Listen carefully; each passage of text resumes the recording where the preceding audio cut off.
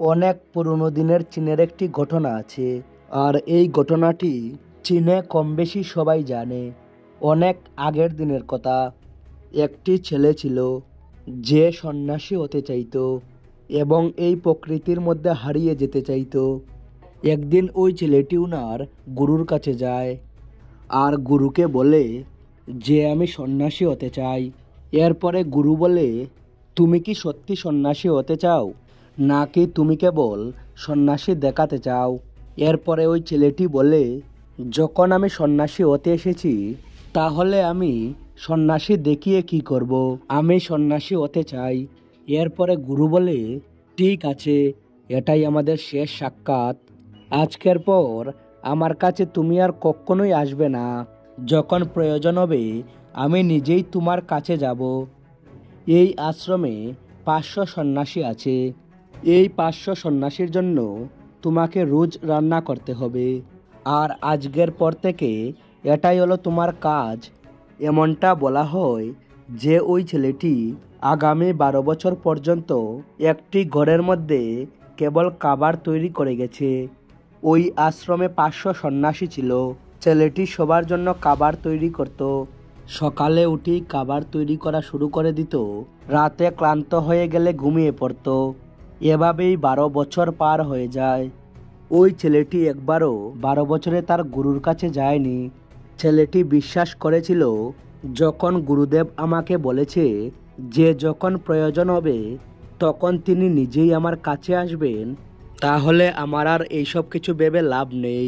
প্রথম প্রথম ওই ছেলেটির মনে অনেক রকমের প্রশ্ন আসতো, কিন্তু ছেলেটি ভাবে, যখন আমাকে কেবল সারাদিন খাবারই তৈরি করতে হবে, তাহলে এত চিন্তা করে কি লাভ?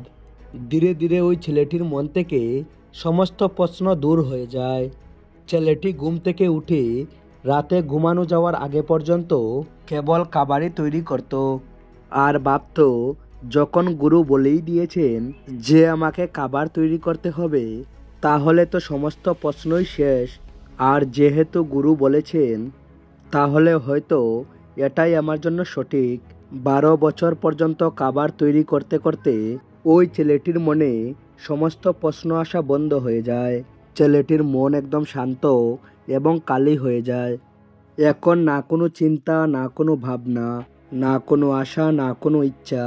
এখন শুধু একটাই কাজ, সকালে ওঠা, খাবার তৈরি করা, আর রাতে আবার ঘুমিয়ে পড়া। বিগত 12 বছর ধরে এটাই ওই ছেলেটির জীবন হয়ে দাঁড়ায়। আর চিন্তামুক্ত হয়ে ছেলেটি কেবল নিজের কাজ করতে থাকে। 12 বছর পার হয়ে যাবার পরে একদিন গুরু ঘোষণা করেন যে আমার যাবার সময় হয়ে গেছে। তোমাদের মধ্যে যে আমার উত্তরাধিকারী হতে চাও, সে আজকে রাতে আমার ঘরের দেওয়ালে 4টে লাইন লিখে দেবে, যে লাইনের মধ্যে আমাদের জীবনের সত্যিটা লুকিয়ে থাকবে।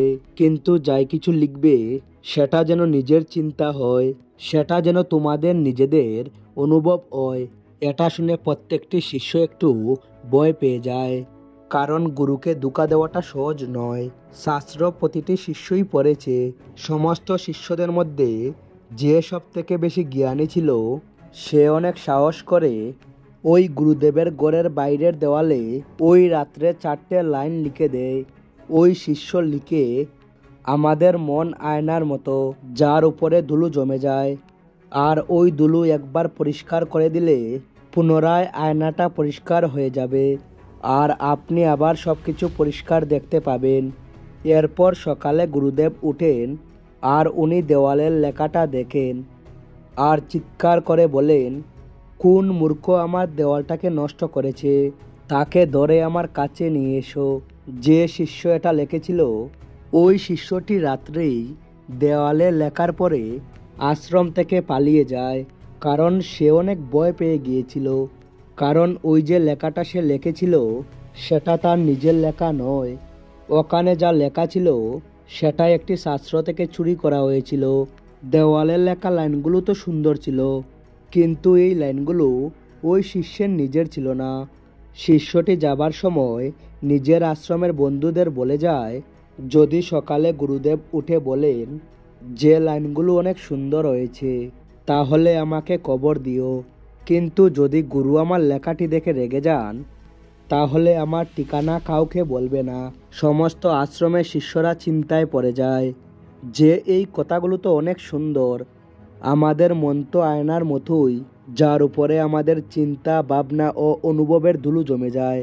আর একবার ওই ধুলোগুলো পরিষ্কার করে দিলে পুনরায় মন পরিষ্কার হয়ে যায়। ওই বাকি শিষ্যরা ভাবে গুরুদেবের কেন ওই কথাটি পছন্দ হয়নি। আর বাকি শিষ্যরা মনে মনে ভাবে এখন দেখি গুরু এর থেকে ভালো কথা কোথায় থেকে নিয়ে আসেন।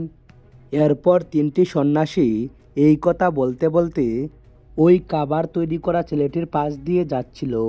ছেলেটি ওই তিনজনের কথা শুনতে পায় আর ওদের কথা শুনে আসা শুরু করে। ওই তিনজনের মধ্যে একজন বলে, তুমি কেন আসছো? এরপরে ওই ছেলেটি বলে, গুরুদেব তো ঠিকই বলেছেন। কোন বোকা এই কথাটি দেওয়ালে লিখেছে?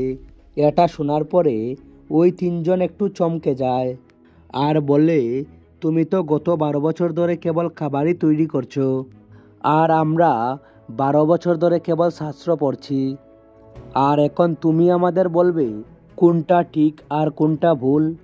এরপর তিনজনের মধ্যে একজন বলে, তুমি কি এর থেকে ভালো কোনো কথা লিখতে পারবে?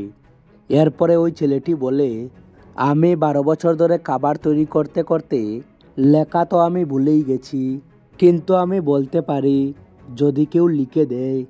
কিন্তু একটা কথা মনে রেখো, উত্তরাধিকারী হবার আমার কোনো ইচ্ছে নেই। যদি আমার লেখাটা পড়ে আমাকে উত্তরাধিকারী হতে হয় তাহলে আমাকে ক্ষমা করো, আমি লিখতে চাই না। এরপরে তিনজনে বলে, তুমি কেবল বলো, আমি লিখে দিচ্ছি। এরপরে ওই ছেলেটি বলে, দেওয়ালে গিয়ে লিখে দাও, কেমন আয়না কেমন ধুলো, না কোনো আয়না না কোনো ধুলো, যে এটা বুঝতে পারবে সেই আত্মজ্ঞান লাভ করে নেবে। এরপর গুরুদেব ওই লেখাটা পড়ে আর গুরুদেব মাঝরাত্রে ওই খাবার তৈরি করা ছেলেটির কাছে আসে আর বলে, এখনই তুমি এখান থেকে পালিয়ে যাও, কারণ এই 500 সন্ন্যাসী তোমাকে মেরে ফেলবে। আর আমার এই উপহারটা তুমি নাও। তুমি আমার উত্তরাধিকারী হতে চাও বা না চাও এতে কোনো কিছু যায় আসে না, কিন্তু তুমিই আমার উত্তরাধিকারী, আর তোমাকে আমি আমার উত্তরাধিকারী বলে স্বীকার করে নিয়েছি। কিন্তু তুমি এখনই আশ্রম থেকে পালিয়ে যাও, কারণ এই 500 সন্ন্যাসী তোমাকে বাঁচতে দেবে না। এরা এটা মানতে পারবে না যে একজন খাবার তৈরি করা সন্ন্যাসী আত্মজ্ঞান লাভ করে নিয়েছে, আর তারা কেবল শাস্ত্রই পড়তে থেকেছে। তাই তুমি আজ রাতেই এখান থেকে চলে যাও। এই গল্পটা এখানেই শেষ হয়। আর একবার গৌতম বুদ্ধ ওনার একটি শিষ্যকে বলেন, যেদিন তোমার ব্রেইনে চিন্তা আসা বন্ধ হয়ে যাবে সেই দিনই তুমি সত্যিটা দেখতে পাবে। তুমি নিজেকে এবং এই প্রকৃতিকে বুঝতে পারবে, আর এটাই আত্মজ্ঞান লাভ করার প্রথম ধাপ। আপনার মনে যে সমস্ত চিন্তা আসে সেই চিন্তাকে শান্ত করার জন্য গৌতম বুদ্ধ একটি উপায় বলেন, আর সেটা হলো আপনার মনে আসা চিন্তাগুলোকে খেয়াল করা। আপনার মাথার ভিতরে কি চলছে, কী ধরনের চিন্তা চলছে সেগুলোকে খেয়াল করা। কিন্তু এর অর্থ এটা নয় যে আমরা আমাদের চিন্তাগুলোকে আটকাবো। যদি আপনি এমনটা করেন তাহলে আপনার মনে আরও বেশি চিন্তা আসা শুরু হয়ে যাবে। আপনাকে কেবল আপনার মনকে দেখতে হবে। আপনার মনে অনেক রকমের চিন্তা আসবে, কিন্তু আপনাকে আপনার ওই চিন্তাগুলোকে খেয়াল করতে হবে, মনোযোগ দিয়ে দেখতে হবে। শুরুর দিকে আপনি এটা সহজে করতে পারবেন না, কিন্তু কিছুদিন পরে আপনি দেখবেন আপনি আপনার মধ্যে আসা সমস্ত চিন্তাগুলোকে খুব ভালোভাবে বুঝতে পারছেন। আর তখন ধীরে ধীরে আপনার মনে আসা অতিরিক্ত চিন্তাগুলো কম হয়ে যাবে।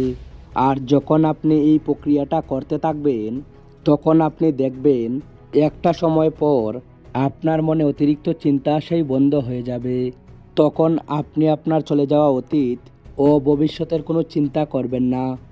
আপনি কেবল সবসময় বর্তমানে বেঁচে থাকবেন, আর বর্তমানে যাই কিছুই আপনার সামনে আছে আপনি আপনার সম্পূর্ণ মনোযোগ সেখানে দিতে পারবেন।